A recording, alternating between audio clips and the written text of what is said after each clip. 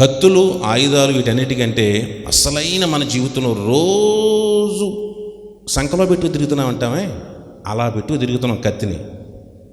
ఏ కత్తి అది? నాలుకనే కత్తిని నిజంగా సంకలో పెట్టి తిరుగుతున్నాం. ఎక్కడ దిగిపోద్దో, ఎవరు దిగిపోద్దో, ఎప్పుడు దిగిపోద్దో మనకు తెలియదు. మనకి మంచి వాడిగల పదునుగా ఉంటుంది అది ఎప్పుడు కూడా. అలా పెట్టి మనం ఎవరైనా చిన్నపిల్లలు కత్తి పట్టుకుంటే ఏమంటాం? ఒరే జాగ్రత్త జాగ్రత్త, కూడా పెట్టుకుంటున్నావు, జాగ్రత్తగా కూడా పట్టుకెళ్తున్నావు, దగ్గర ఉంది, దాన్ని ముట్టుకున్నావు, జాగ్రత్త అంటాం. కానీ అంతకంటే పదునైన కత్తిని మన దగ్గరే ఉంచుకున్నాం. కాబట్టి అటువంటి కత్తులు మన ఇంటిలో ఉండకుండా ఉండాలి అంటే, పట్టుకోకుండా ఉండాలి అంటే కనుక ఇక ఆయుధాలు. కత్తులు అంటే మాటలు అనుకున్నాం, ఆయుధాలంటే అప్పడాల కర్రలు ఇలాంటివి ఉంటాయి. ఎక్కడన్నా ఉంటే ఉండొచ్చు, చెప్పలేము మనం అన్నీ చూస్తాం ఏంటి. కానీ అప్పడాల కర్రలు, చపాతీ కర్రలు, తెడ్డులు, గట్లు, స్పూన్లు, ఏదో ఒకటి ఇంక సంథింగ్, టీ కప్పులు, కాఫీ. మగవాళ్ళకైతే టీ కప్పులు, మనకు ఆయుధాలేమో టీ కప్పులు, వాళ్ళకేమో ఏంటయ్యి చపాతీ కర్రలు. సరేలేండి. ఇలాంటి సౌండ్లు మూత రాకూడదు అంటే కనుక ఇంట్లో, ఇలాంటి సౌండ్లు, శబ్దాలు మనకు రాకూడదు అంటే కనుక మన ఇంట్లో ఏముండాలి చెప్పండి? దేవుని సన్నిధి ఉండాలి అంటే అదే చెప్పాను కదా, ప్రతి ఇంటిలో కుటుంబ ఆరాధన జరగాలి. ఎప్పుడైతే ఆ కుటుంబ ఆరాధన జరుగుతుందో ఆ ఇంటిలో ప్రియమైన దేవుని పిల్లలరా, అగ్ని వించి ఒక అపవాది వేసేవి కానివ్వండి, దుష్టుడు వేసేవి కానివ్వండి, పొరుగువారు వేసేవి, నీ మీద శత్రువులుగా పగబట్టిన వారు వేసేవి కానివ్వండి, ఏవైనా అవి నీకు తగలకుండా ఉండాలంటే కనుక నీతో నీ ఇంటిలో దేవుని సన్నిధి ఉండి తీరాలి. ఆ ప్రయత్నం కోసమే గొప్ప గొప్ప దైవ సేవకులు సైతం చెప్పే మాట ఏంటి తెలుసా? కుటుంబ ఆరాధన క్రైస్తవుడికి అతి ప్రాముఖ్యమైనది ఏంటో తెలుసా? క్రైస్తవ జీవితానికి అతి ప్రాముఖ్యమైనది కుటుంబ ఆరాధన. కుటుంబ ఆరాధనలో కూర్చుని ఇద్దరు ప్రార్థన చేసుకొని, భార్యాభర్తలు ప్రార్థన చేసుకొని, పిల్లలను కూర్చోబెట్టి ప్రార్థన చేయండి. ఖచ్చితంగా నేను చెప్తున్నాను, మీ ఇంటిలో అప్పటి వరకు సమస్యలు మీ ఇద్దరు మాట్లాడుకోకపోయినా, మీరు నిజంగా ఇద్దరు మోకరించి ప్రార్థన చేస్తే ప్రార్థన అయ్యేలోపు మీరు మాట్లాడుకుంటారు, ప్రార్థన అయ్యేలోపు పశ్చాత్తాపడతారు, ప్రార్థన అయ్యేలోపు క్షమాపణ అడుక్కుంటారు, ప్రార్థన అయ్యేలోపు ఒక్కరిని చూసి ఒకరు నవ్వుకోకపోతే అప్పుడు అడగండి. ఎందుకంటే నిజంగా మోకరించి దేవుని దగ్గర ప్రార్థన చేసిన తర్వాత, ఆమె అన్న తర్వాత మనం ఉండలేం. ఎదుటి మనిషితో మాట్లాడకుండా ఉండలేం, ఎదుటి మనిషిని క్షమించలేకుండా ఉండలేం. ఇద్దరు ఏకీభవించి ప్రార్థన చేసుకుంటే ఎంత గొప్ప మార్పు అంటే, ఈవెన్ పిల్లల్లో సైతం, మీ కుటుంబం మీ పిల్లలతో సైతం కూర్చోబెట్టి ప్రార్థన చేసుకోండి. ఆ తర్వాత వాళ్ళ మార్పు ఎలా ఉంటుందో ఒకసారి మీరు గమనించండి. అందుకని క్రైస్తవ జీవితానికి అతి ప్రాముఖ్యమైనది కుటుంబ ఆరాధన. ఎంతమంది కుటుంబాల్లో నిజంగా జరుగుతుందో ఈ ఆరాధన నాకు తెలియదు. ఇంతకుముందు ఎంతవరకు జరిగిందో నాకు తెలియదు. కానీ గత కొద్ది నెలలుగా మనం కుటుంబ ఆరాధన ప్రారంభించుకున్నాం. ఆ కుటుంబ ఆరాధనలో చాలా కుటుంబాలు పాలు పంచుకుంటున్నాయి ప్రతిరోజు. ఇక్కడ ఎంతమంది ఉన్నారు ఈ కుటుంబ ఆరాధన నాతో పాటు కలిసి పంచుకునేవాళ్ళు? God bless you. మిగతా వారికి మొబైల్ ఫోన్లు లేవు అనుకుంటా, మిగతా వాళ్ళు నెట్ వాడరు అనుకుంటా కదా. కొన్ని నెలలుగా చెప్తూ ఉన్నారు, మొబైల్ ఫోన్స్ ఉన్నాయి మీకు, కానీ లెక్కలేనితనం, గుర్తురాదు, లేకపోతే అవసరం లేదు, లేకపోతే ఆ టైం కేటాయించలేరు కదా. ఎందుకని 3-4 నెలల నుంచి కంటిన్యూస్గా నేను అందరికీ మెసేజ్లు పెట్టాను, జాయిన్ అవ్వండి, ప్రార్థనలోకి రండి అని. నా ప్రార్థన నేను చేసుకోగలను, కానీ ఒకరికి ఒకరు కలిస్తే మరింత బలం ఉంటుంది.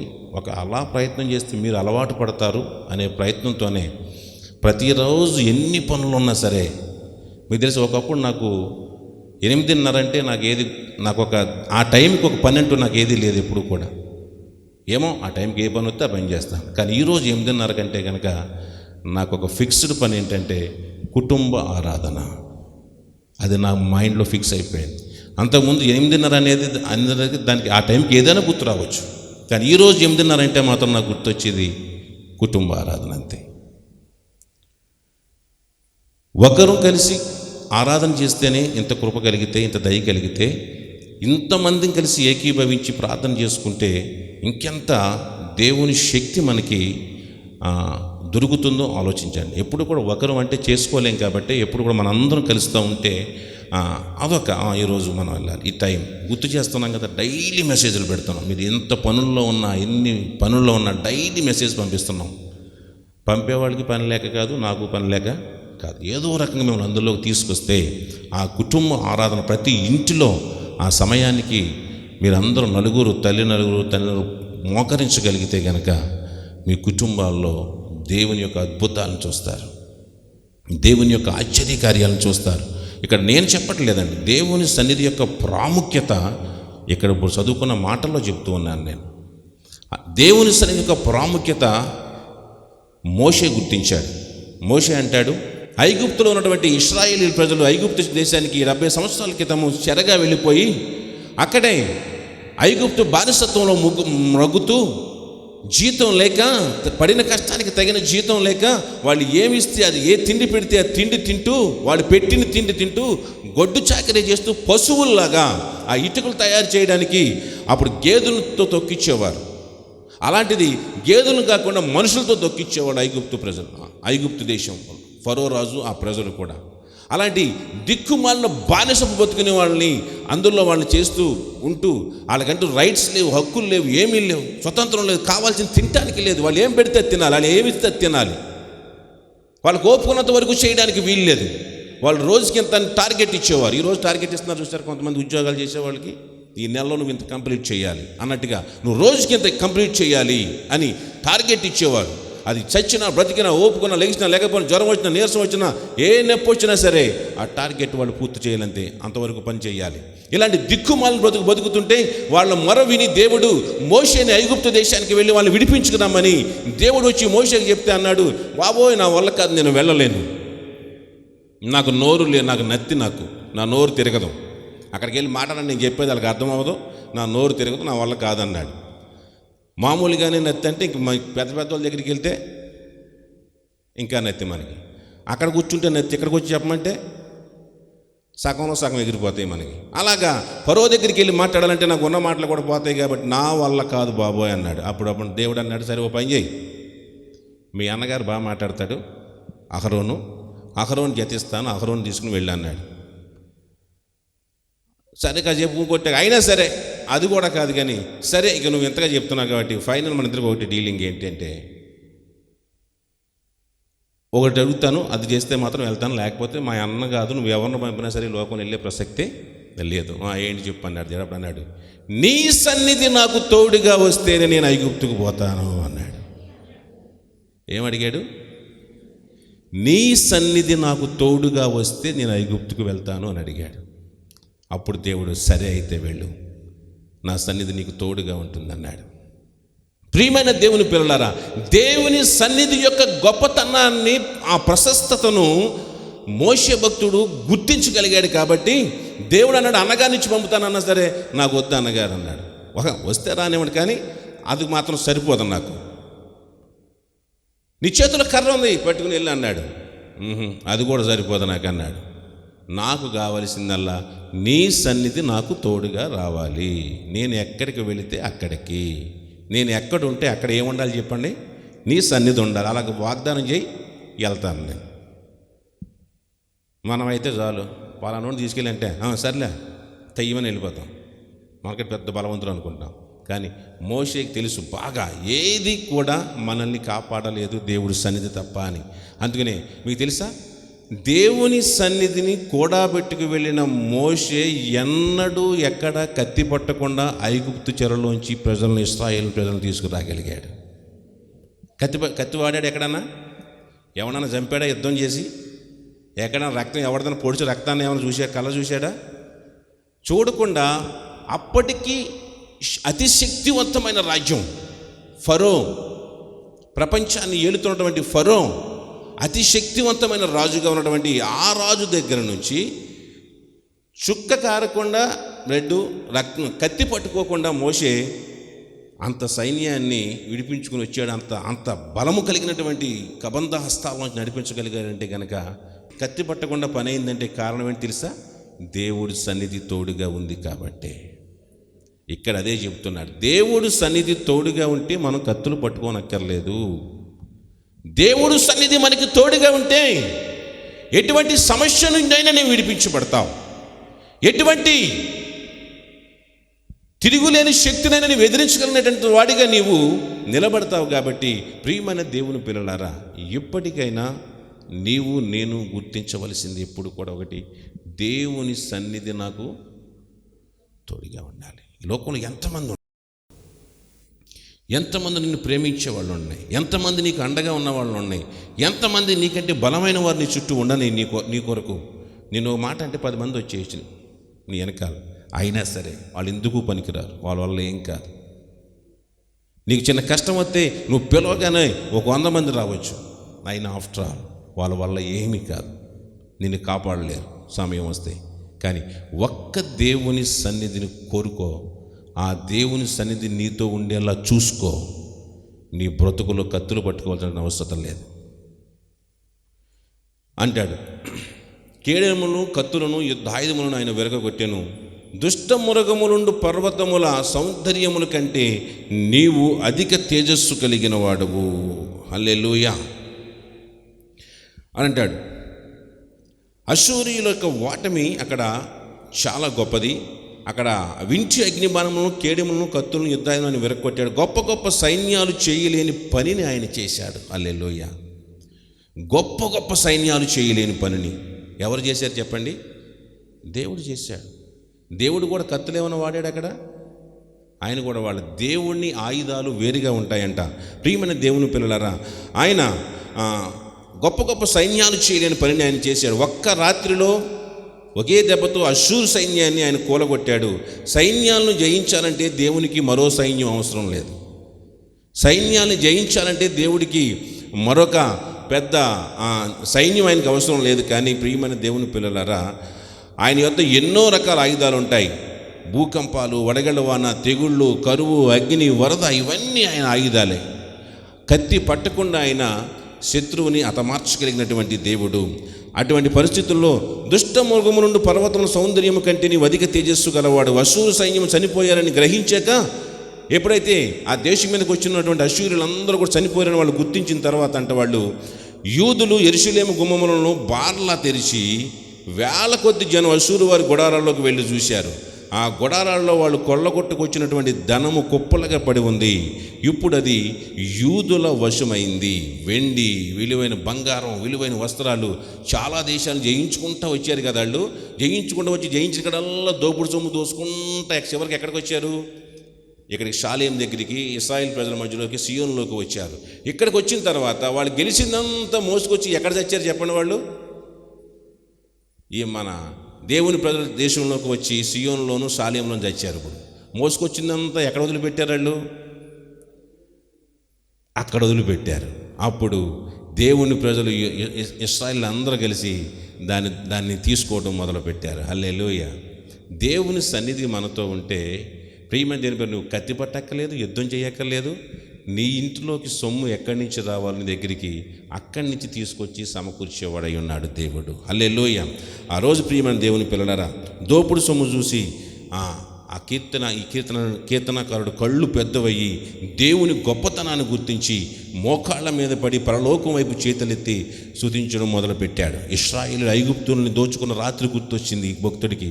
ఆ రోజు ఇశ్రాయేలు వచ్చేసేటప్పుడు ఐగుప్తు నుంచి ఐగుప్తు ప్రజల ఇళ్లలోకి వెళ్ళి వాళ్ళకి కావలసినవి అన్నీ కూడా ఎలా తెచ్చుకున్నారో అన్ని సంవత్సరాలు వాళ్ళు అక్కడ 400 సంవత్సరాలు అక్కడ వాళ్ళు బానిసత్వాన్ని గడిపారు.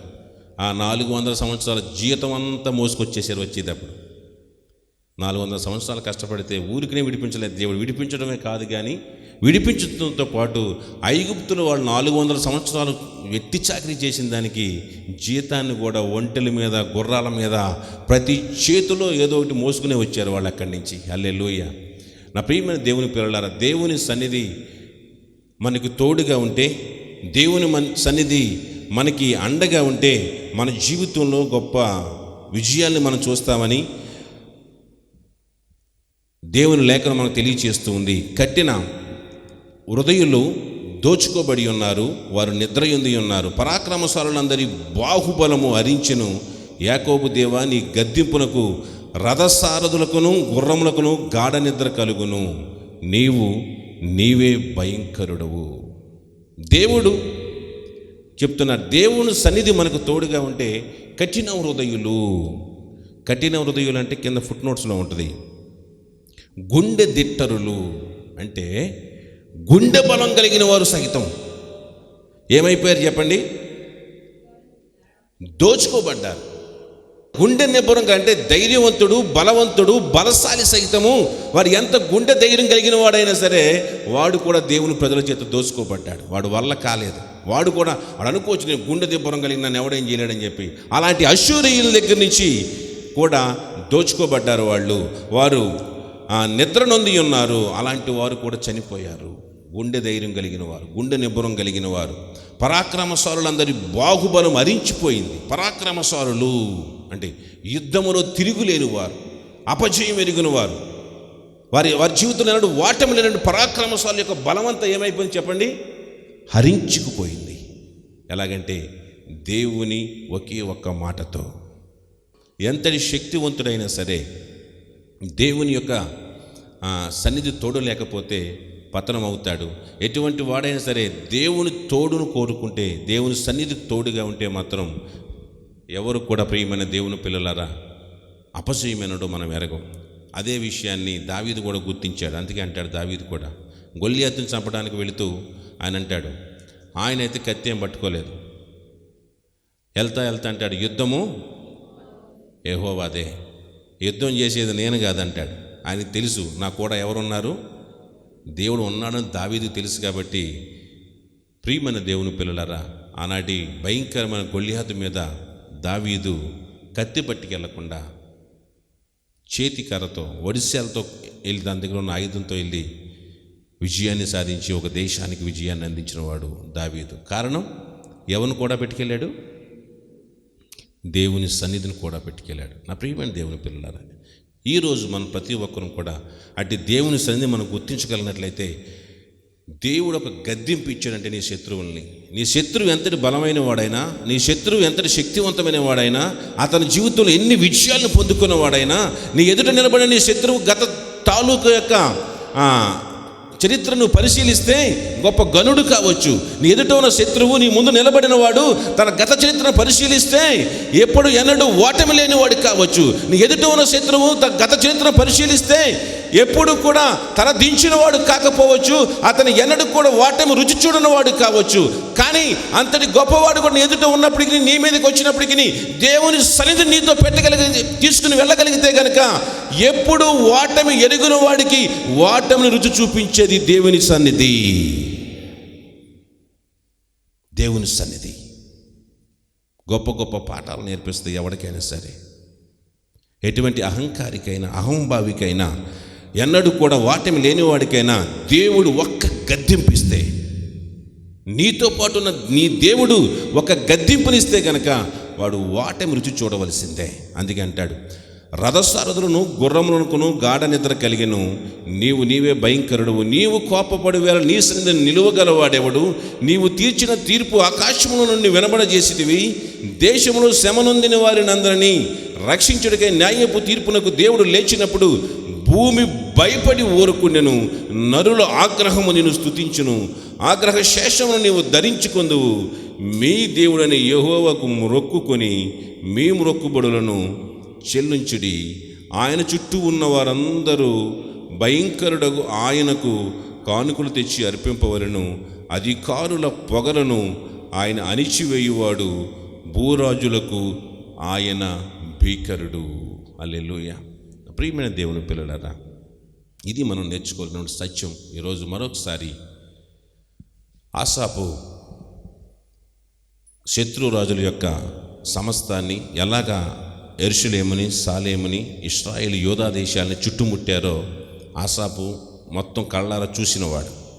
కళ్ళారా శత్రురాజులు ఆ దేశాన్ని, యోధా యెరూషలేముని, సాలేముని, సియోన్ని చుట్టుముట్టడం చూసి ఆ తర్వాత ఉదయాన్ని లేచేసరికి కనీసం వాళ్ళు కత్తి పట్టుకోకుండా, ఎవడి మీదకి యుద్ధానికి వెళ్లకుండా, తెల్లారు లేచేసరికి వారి పక్షంగా యుద్ధమంతా చేయబడి ఉండడం చూసి ఆశ్చర్యపోయాడు.